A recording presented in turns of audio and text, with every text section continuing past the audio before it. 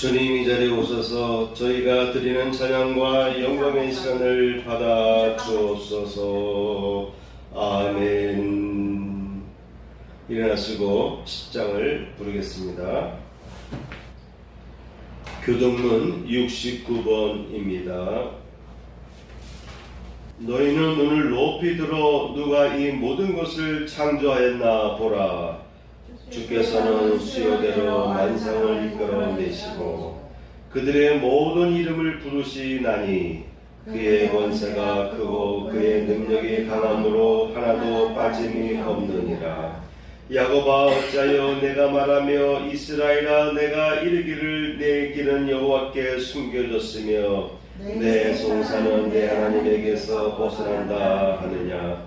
너는 알지 못하였느냐 듣지 못하였느냐. 영원하신 하나님 여호와 땅끝까지 창조하신 이는 피곤하지 않으시며 분비하지 않으시며 명철이 한이 없으시며 피곤한 자에게는 능력을 주시며 무능한 자에게는 힘을 더하시나니 소년이라도 피곤하며 분비하며 장정이라도 넘어지며 쓰러지되 오직 여호와를 앙망하는 자는 새 힘을 얻으리니 다른 박질하여도 분비하지 아니하겠고 걸어가도 피곤하지 아니하리로다. 아멘. 자리에 앉으시겠습니다. 기도합니다. 주여 제게 은혜를 베풀어 주시옵소서. 제가 종일 주께 부르짖나이다.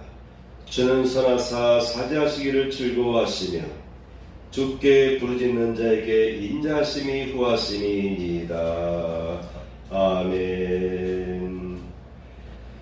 570장입니다. 못된 짐승 나를 해치 못하고 거친 비만한 삼지 못하니 나의 주님 나만 손을 펼치사 나를 주야로 지켜주시나.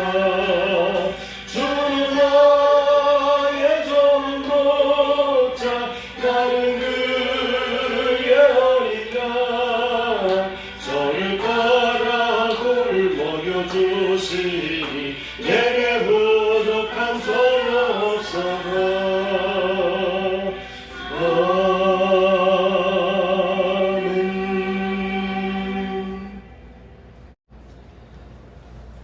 오늘 성경 말씀을 보도록 하겠습니다.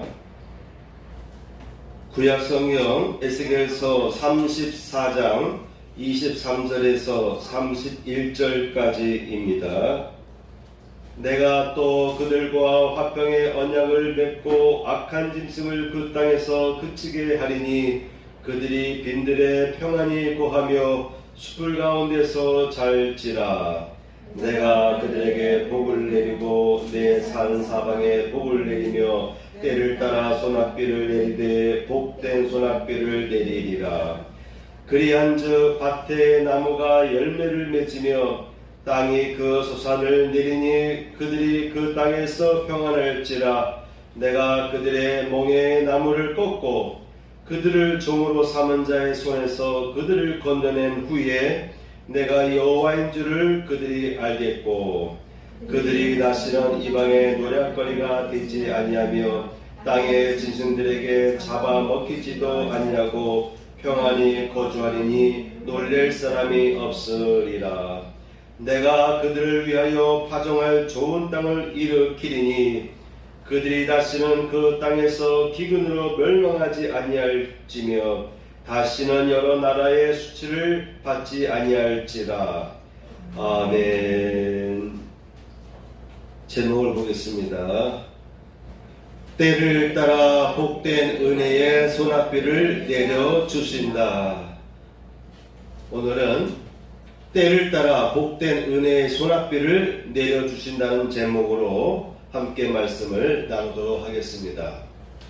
하나님께서는 이스라엘 백성이 하나님의 말씀과 뜻에 대하여 무지하였기 때문에 나라를 빼앗기고 포로로 끌려가게 된 결정적인 요인이었음을 이사야 선지자와 호세아 선지자를 통해서 밝혀주셨습니다.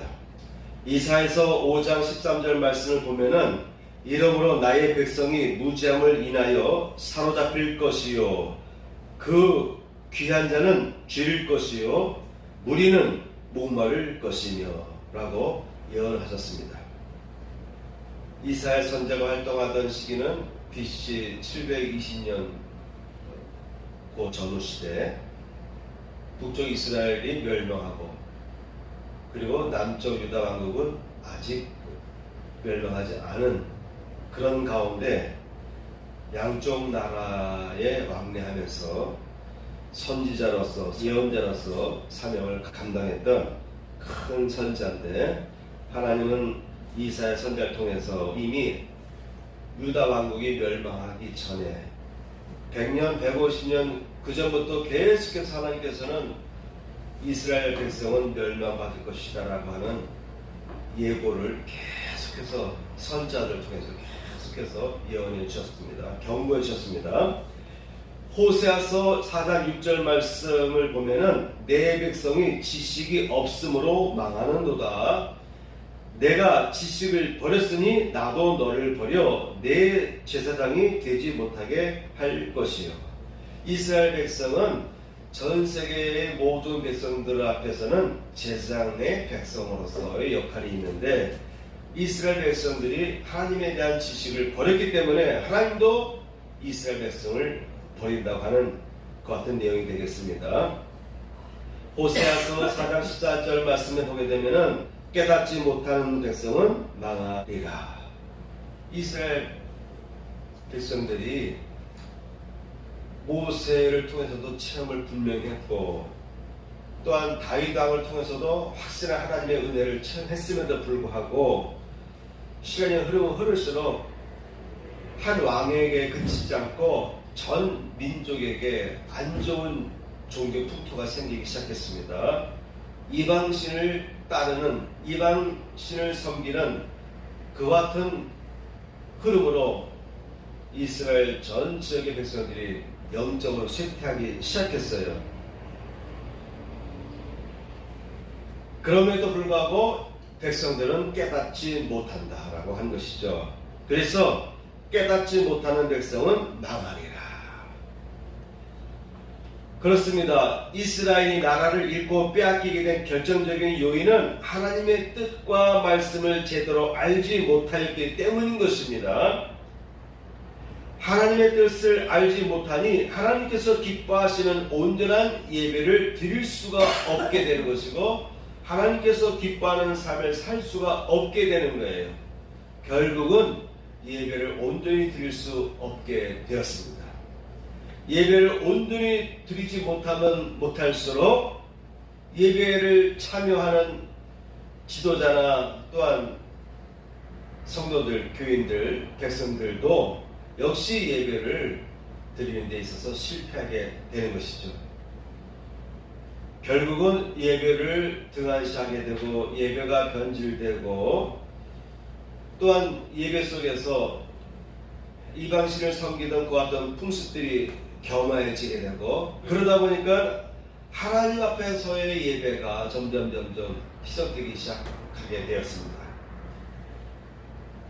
그러니 예배를 제대로 드리지 못하니 하나님의 음성을 들을 수가 없고, 하나님의 음성을 듣지 못하니까 하나님에 대한 지식, 하나님께서 지금 어떠한 생각을 갖고 계시며 하나님은 이 백성이 어떤 길로 나가길 원하시는지에 대한 그와 같은 지식을 갖지를 못하는 것입니다. 하나님에 대한 지식을 갖지 못할 때에, 망각할 때에 그 나라는, 그 나라와 백성은 멸망을 당한다고 하는 것이죠. 그러므로 오늘 시대일수록 우리 크리스찬들은 예배에 있어서만큼은 온전히 드리기 위해서 예배에 참여하는데 우리가 여러가지 그 에너지를 집중시켜가면서 예배에 헌신하고 예배를 통해서 하나님을 만나려고 하는 몸부림, 그런 몸부림으로 예배를 드리려고 노력하셔야 되겠습니다. 그래야 우리가 예배 속에서 하나님의 인도하심을 받게 되고 하나님도 우리 예배 가운데 임재하시게 되는 것입니다. 나는 인애를 원하고 제사를 원치 아니하며 번제보다 하나님을 아는 것을 원하노라. 일단 하나님 앞에 나왔습니다. 예배드리러 나왔습니다. 중요한 것은 예배의 형식도 중요한 거예요. 제사도 중요하지만은 번제도 중요하지만은 더 핵심적인 것은 하나님을 알아가는 것이죠. 예배를 통해서 찬양하고 기도하고 감사하고 하나님 앞에 영광 돌리는 이 모든 과정, 하나님 말씀을 듣는 이 모든 과정을 통해서 하나님을 알아가는 것입니다. 하나님은 결국 하나님을 알아가는 것을 원하시는 거예요. 예배를 통해서 하나님을 알아가는 백성들이 되기를 원하셨던 것입니다. 그러므로 우리가 여호와를 알자, 힘써 여호와를 알자. 그의 나오심은 새벽 빛같이 일정하니 비와 같이 우리에게 임하시리라 하리라. 새벽 빛같이 일정하시다고 하는 것입니다. 하나님께서 우리에게 다가오시는 그 빛은 새벽 빛같이 일정하시다. 어떨 때는 임하시고 어떨 때는 숨으시고 어떨 때는 비치지 아니하는 그런 빛이 아니라 새벽이면 반드시 태양이 동에서 떠오르듯이 하나님도 늘 일정하게 자신을 드러내시고 계시하신다고 하는 것입니다. 비와 같이 우리에게 임하시리라. 늦은 비와 이른 비로 우리에게 때에 따라서는 합당한 비로 우리에게 임하여 주신다고 하는 것입니다. 그러므로 우리가 할 것은, 우리가 바라봐야 될 것은 하나님을 온전히 아는 데에 집중하셔야 됩니다. 이 예배를 통해서 하나님을 좀 더 알아가는 것이 중요하다고 하는 것이죠. 이왕이면은 이와 같이 주일에 주님 앞에 나와서 예배를 드리면서 하나님 말씀 듣는 것이 더 효과적이고, 하나님은 그런 예배를 원하십니다. 그러나 여건상 그런 여건이 형성되지 않을 때는 저도 게으르지 않으려고 계속 매주 영상을 제가 편집해서 수요일 또는 목요일 날이면 제가 이렇게 업로드하는데, 여러분들도 단지 한번 클릭하는 것으로 끝나지 마시고 주중에 시간 나는 시간에 뭐 운전할 때라든가 한가시간 되면은 틀어놓고 다시 이 설교 말씀들을 다시 들으면서 피드백하면서 말씀을 자꾸 음미하시면은요, 점점 주일날 못 깨달았던 말씀이 영상을 보는 가운데서 새롭게 깨달아질 수가 있는 것입니다. 저희 큰아들이 얼마 전에는 주보를 빨리 다 완성해 놓지 왜 늦게 합니까? 라고 한 적이 있어요. 이미 예배 준비는 금요일 날이면 다 끝납니다. 금요일 날 또는 토요일 날 새벽에 다 끝나요. 안 끝나면 제가 집에 안 가요. 빨리 끝나면 새벽 1-2시 될 수도 있고, 어떨 때는 꼬박 쓸 때도 있고, 그렇게 해서 주일날 예배 드리기 위한 모든 걸 다 준비했어도 제가 출력을 안 해요. 또 혹시 뭔가 더 변화가 될지 모르는 내용이 있을까 해서 제가 가급적 출력을 안 해요. 그러다 보면 하나님께서 또 이렇게 말씀을 주실 때가 있어요. 그럼 그런 말씀들을 다시 이렇게 삽입하고 해서 최종 출력을 하게 됩니다. 하나님께서는 우리에게 늘 일정하게 다가오시고 말씀을 해주세요. 내가 말씀을 다 준비했다 할지라도 하나님은 다음날 어떤 말씀을 더 주실 수도 있습니다.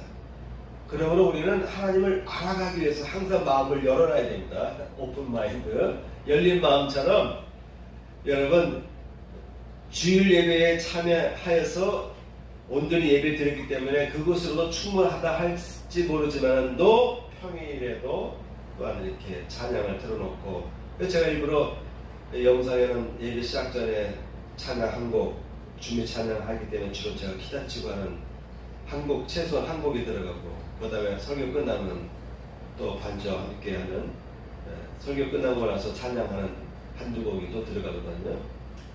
그래서 찬양을 통해서도 은혜 받을 수도 있고, 중간중간 말씀을 들으면서도 주일날 똑같은 말씀을 들었는데도 불구하고 이해하지 못하고 받지 못했던 하나님의 음성이 영상 속에서 들릴 수도 있습니다. 근데 이런 것들은 보조적인 거예요. 더 중요한 것은 주일날 하나님 앞에 나와서 같이 경건한 마음으로 예배 드리는 것이 더 중요합니다. 아멘. 이런 예배를 통해서 하나님의 마음을 알아가는 것이 중요하죠. 그냥 아예 마음으로 믿으면 된다라고 생각하시면 안 되겠습니다. 그래서 예수님께서는요, 요한복음 4장 23절에서 아버지께 참으로 예배하는 자들은 영과 진리로, 신령과 진정으로, 영과 진리로 예배할 때가 오나니 곧 이때라. 아버지께서는 이렇게 자기에게 예배하는 자를 찾으시느니라. 신령과 진정으로, 영과 진리로 예배를 사모하는 마음으로 드리는 자들을 하나님은 찾고 계신다고 하는 것입니다. 곧 이때라. 예수님께서 이 땅에 오신 이후부터는 모든 사람들은 하나님과의 교제가 회복되었어요. 하나님의 음성을 들을 수가 있게 되었습니다. 여러분의 간구가 하나님 앞에 직접 상달되기 시작했습니다. 하나님은 예수님께서 이 땅에 오신 이후부터 지금까지 영과 진리로 예배 드리는 자를 찾고 계신다고 하는 것입니다. 그렇습니다. 하나님께 온전히 예배를 드리는 것을 우리는 회복하기 위해서 노력할 필요가 있습니다. 예배에 실패하면 하나님으로부터 멀어지게 됩니다. 결국은 하나님께 죄를 범하기 쉬워집니다. 몸이 시작해져요. 면역력이 떨어지기 시작해요. 그래서 자꾸 세계에 침투합니다. 자꾸 내 안에 죄가 들어오기 시작합니다. 죄가 점점 쌓이게 되면 하나님의 심판이 임하게 되는 거예요. 오늘 함께 읽은 본문 내용들, 그 이전의 내용을 보게 되면요, 이스라엘 땅에 먼저 목자들이 바로 서지를 못했어요. 하나님의 지도자들이, 제사장들이, 나라의 지도자들, 제사장들, 목자라고 하는 제사장들이 본인의 사명을 온전히 감당하지 못했어요. 양떼들을 제대로 먹이지를 못했습니다. 양들이 먹어야 될 양식을 제대로 먹이지 못했어요. 자기 배만 위하였어요. 자기 먹을 것에만 집중을 했어요. 그래서 하나님께서 오늘 본문 그 이전 내용을 쭉 보게 되면은 지도자들, 영적 지도자들의 폐역한 모습들을 지적하시면서 하나님께서는 그 같은 말씀하셨습니다. 그리고 나서 이제는 새로운 목자, 새로운 왕이신 메시아를 내가 보내주겠다. 그때가 오면은 오늘 본문 내용과 같은 놀라운 축복들이 임할 것이다.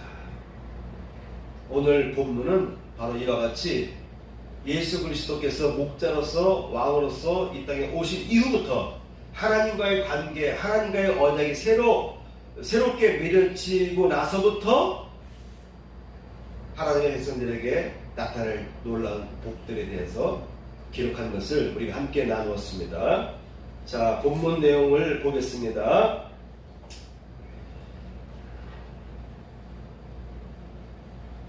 첫째, 목자요 왕이신 예수 그리스도에 대해서 언급하고 있습니다.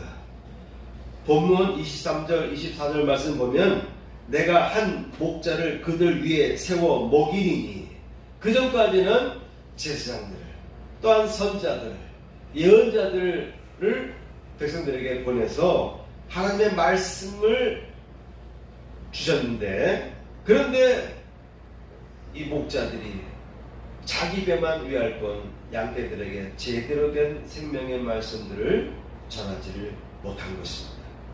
그래서 하나님께서는 결정하셨어요.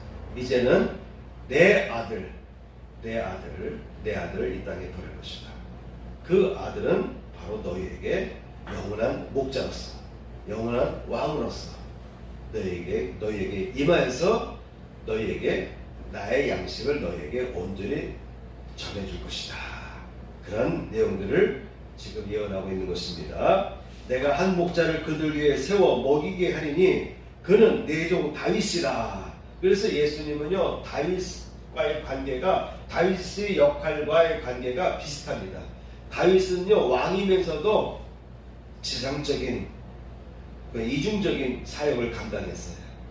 그래서 다윗은 하나님과의 깊은 기도 속에서 말이죠 선자 이상으로 예언자 이상으로 하나님의 계시를 받고 영적인 깊은 교제를 가졌습니다. 물론 다윗이 배고플 때 도망갈 때에 지상들만 먹는 정령을 먹었잖아요.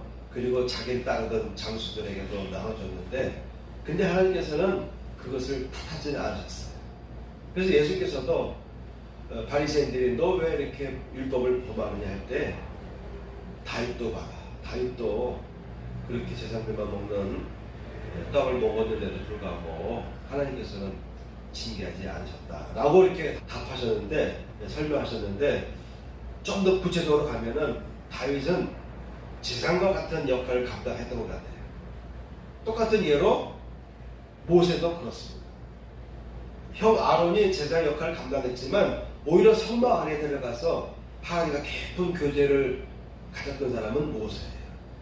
그래서 모세는 하나님과의 깊은 교제를 갖고 살아가면서도 또한 백성들의 지도자였어요. 그래서 제사장과 선지자와 또 왕 같은 역할을 감당했는데 그 이후로 다윗이 그런 이중적인 일을 감당했습니다. 그래서 오늘 본문에도 보게 되면은 그는 내 종 다윗이라 앞으로 올 예수 그리스도의 역할이 다윗의 역할과 같다라고 하는 거예요. 그래서 그는 내 종 다윗이라 그가 그들을 먹이고 그들의 목자가 될지라. 그래서 다윗의 목자의 역할을 앞으로 임하실 예수 그리스도의 사역의 역할에 대해서 미리 예고해 주는 내용을 우리는 봤습니다.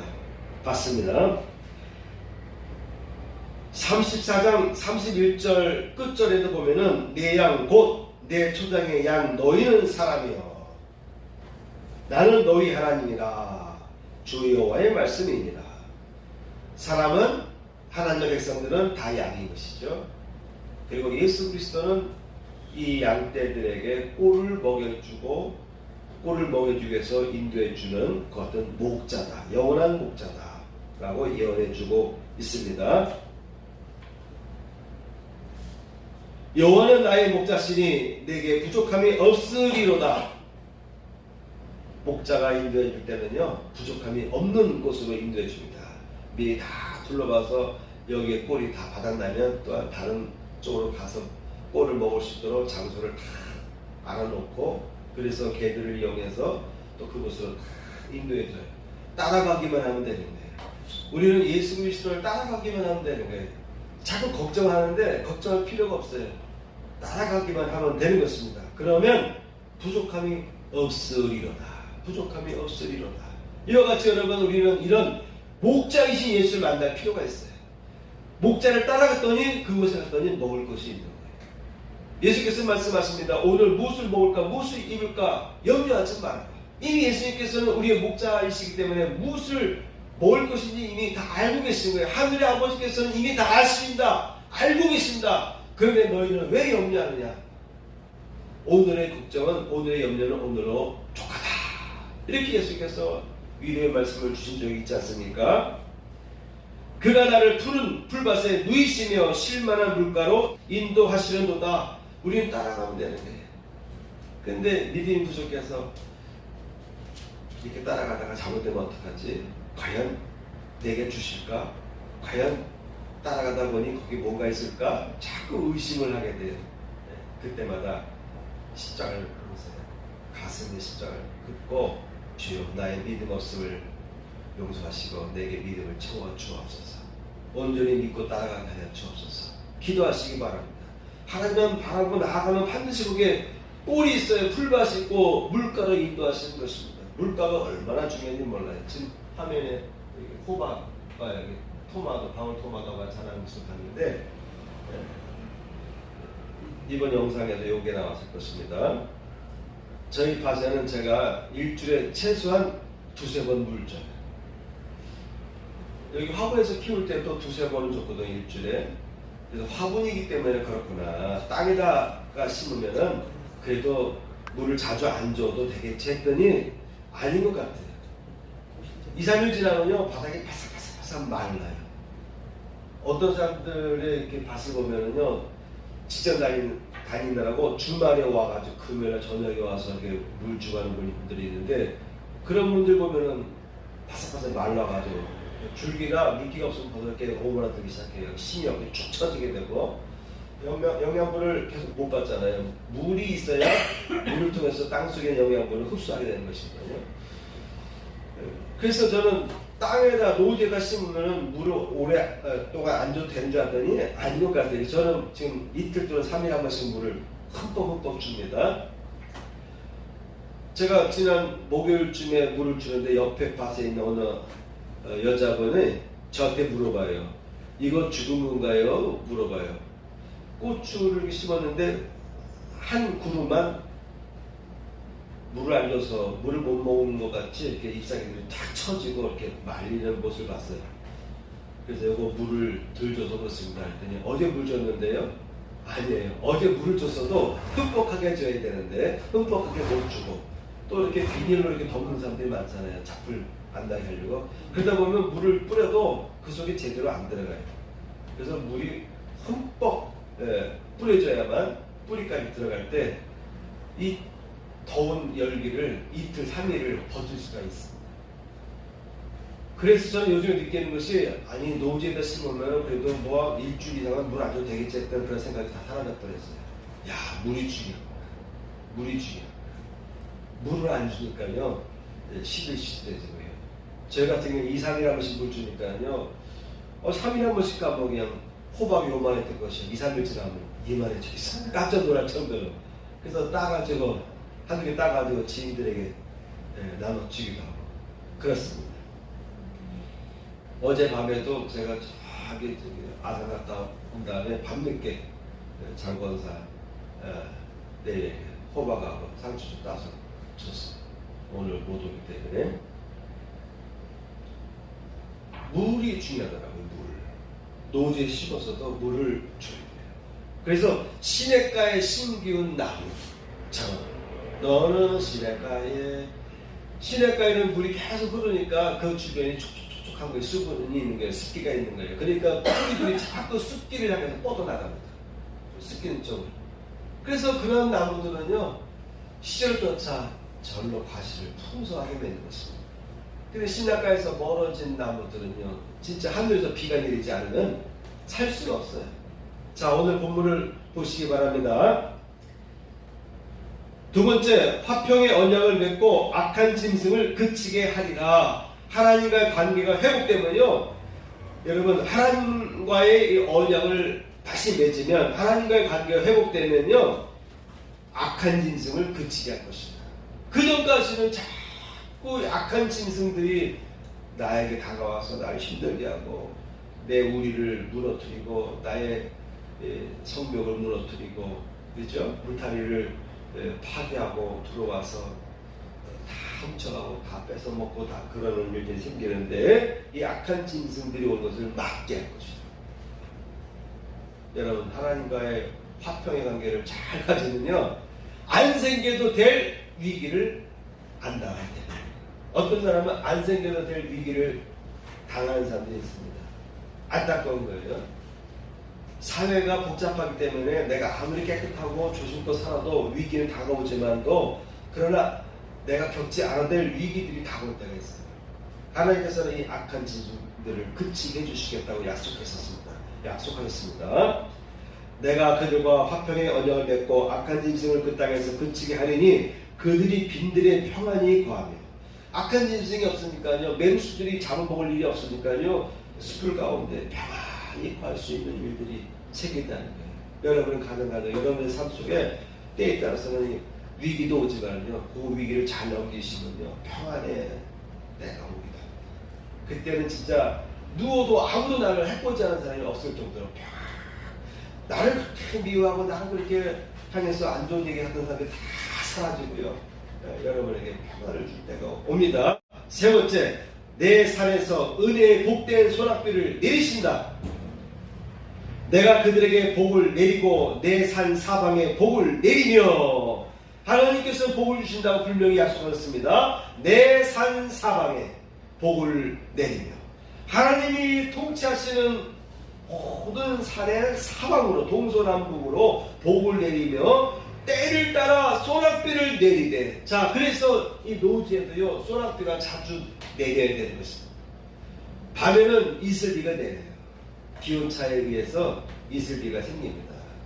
근데 그거 갖고는 안 돼요. 낮에 그 뜨거운 태양의 열기를 견딜 수가 없어요. 그래서 장마비도 필요하지만은 때에 따라서는 소낙비를 통해서 갑작스럽게 하늘에서 소낙비가 내려가지고 땅을 촉촉하게 적실 필요가 있습니다.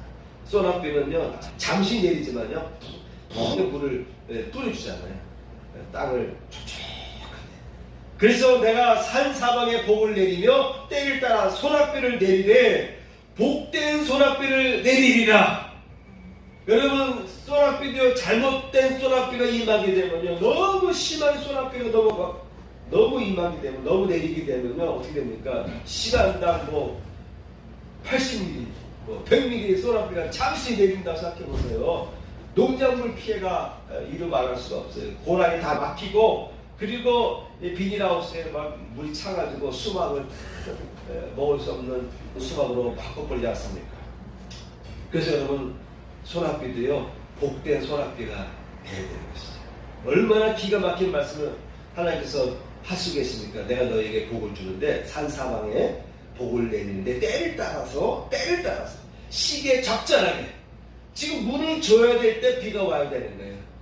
엊그제 태풍이 와서 땅이 너무너무 이렇게 촉촉한데 또 소낙비 계속 비만 오면은 과실이 열매를 달게 맺을 수가 없잖아요. 병충해가 생기는 것이죠. 그래서 비도요 때를 따라 무더운 그 열대 지역 같은 데는 과일이 달죠. 그래도 그곳에 물이 계속 공급되면요 물이 공급되고 태양빛이 뜨거우면요 이 과일들이 달더라고요. 하나님께서 여러분의 소낙비를 주시는데 때를 따라 주신다. 때를 따라 주신다. 얼마나 귀한 말씀인지 몰라요. 복된 소낙비를 내려주신다. 그리한즉 밭의 나무가 열매를 맺으며 땅이 그 소산을 내리니 그들이 그 땅에서 평안할지라. 평강의 축복이 임한다고 하는 것입니다. 내가 그들의 멍에의 나무를 꺾고 우리들에게 각 가정마다 보면 다 멍에가 있잖아요. 그죠? 각 사람마다 어떤 멍에를 갖고 있습니다. 멍에를 짊어지고 있습니다. 그 멍에를 주님이 꺾어주셔야 됩니다. 그들을 종으로 삼은 자의 손에서 그들을 건져낸 후에 내가 여호와인 줄을 그들이 알 것이다. 포로로 잡혀왔다가도 그들을 하나님이 건져주셔야만 되는 것입니다. 우리가 일제로부터 어업을 받고 나라를 빼앗기고 더 이상 소망이 없을 때 하나님은 예상하지 못한 때 갑자기 우리나라에 해방을 주셨어요. 이스라엘도 마찬가지인 것입니다. 갑자기 하나님께서는 어느 때가 되시면은 나라가 망해서 포로로 끌려갔던 백성들에게 그 식민지 백성들에게 다시 자유를 회복해 주시기도 하시는 것입니다. 이와 같이 나라가 멸망됐던 원인은요 이스라엘 백성들이 나라를 잃고 패망을 해서 어려움 당했던 이유는 사방에서 짐승들이 달려와서 다 빼앗아가고 살육하고 훔쳐가고 약한 짐승들. 그런데 이제는 내가 너희와 화평의 관계를 맺고 나서부터는 이 약한 짐승들을 제하여 주겠다. 이 땅에 행음하는 자가 가득하도다. 이 땅에 행음하는 자가 가득하도다. 저주로 인하여 땅이 슬퍼하며 광야의 초장들이 마르다니 그들의 행위가 악하고 힘쓰는 것이 정직하지 못함이로다. 사회가 정직하지 못하면 하나님 기뻐하지 않습니다.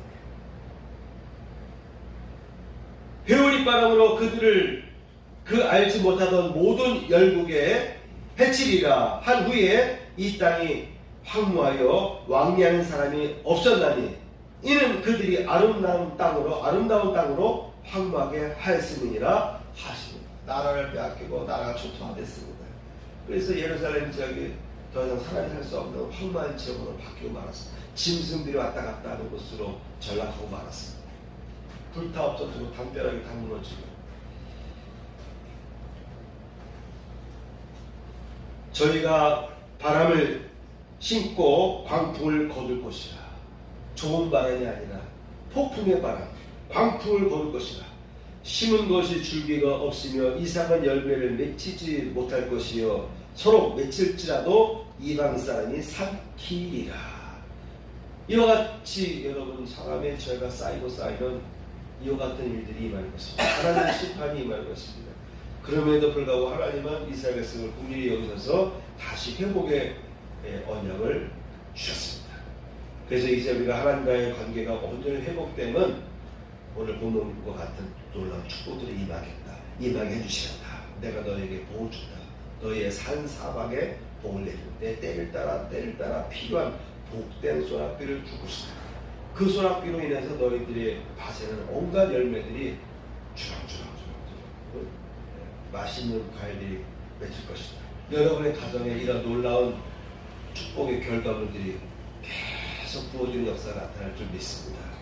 아멘. 나무가 열매를 맺고 땅이 소산을 낸다. 평안할 것이다. 마지막 보니까 파종할 좋은 땅을 일으켜 주신다. 땅도요, 파종할 좋은 땅을 일으켜 주신다는 거예요. 산소화된 토양이 아니라 알칼리화된 토양도 있어요. 그래서 어떤 땅에는 내가 아무리 식물을 심어도 잘 자라지 않습니다. 토양이 맞지 않아서. 그래서 내가 심는 그 씨앗에 알맞는 토양이 있어요.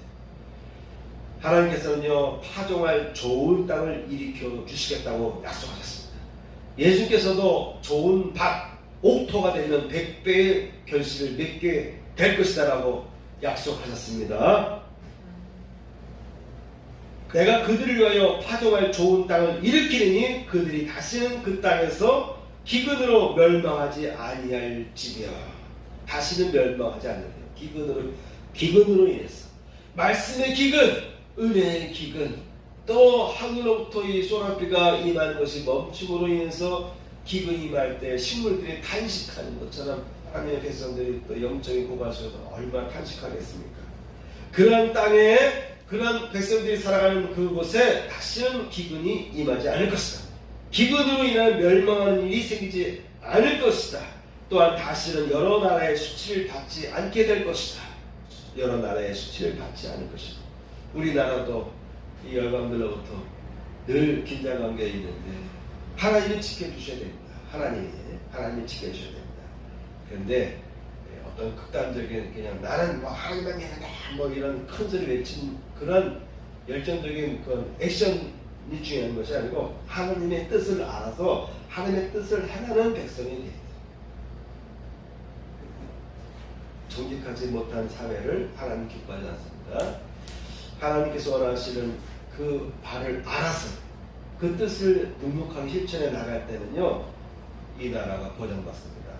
그래야 하나님 나라를 열강의 틈바구니에서 지켜주실 줄 믿고, 여러분의 가정도 여러 가지 악한 환경에서도 하나님께서 다 보호벽을 쳐주시고 때에 따라서 이은비를 주시면서 여러분 각 가정에, 여러분의 손이 닿는 곳에, 여러분의 삶의 터전에, 여러분의 직장에서 여러분의 자녀들에게 귀한 알곡들이 자랄 수 있는 축복이 임할 줄 믿습니다. 아멘. 같이 일어나시고요. 주님은 나의 죄를 속하기 위하여 십자가에서 대신 죽으셨습니다. 주여 내 죄가 사하여졌습니다. 주님은 채찍에 맞으셨습니다. 제가 치를 받았습니다. 아멘. 가슴에 손을 얹고 기도하도록 하겠습니다. 주님, 이 시간 드려진 예물을 위해서 기도합니다. 11절 드리는 손길 위에 11조의 복이 임하게 하여 주옵시고, 감사와 주일 예물로 하나님께 영광 돌리는 그 손길 위에도 하나님의 은혜가 부어지게 하여 주옵소서. 이제는 우리 구주 예수 그리스도의 은혜와 하나님 아버지의 극진하신 사랑과 성령님의 감동감화 역사하심이 이전에 참여한 성도들 위해 함께 하시기를 축원하옵나이다.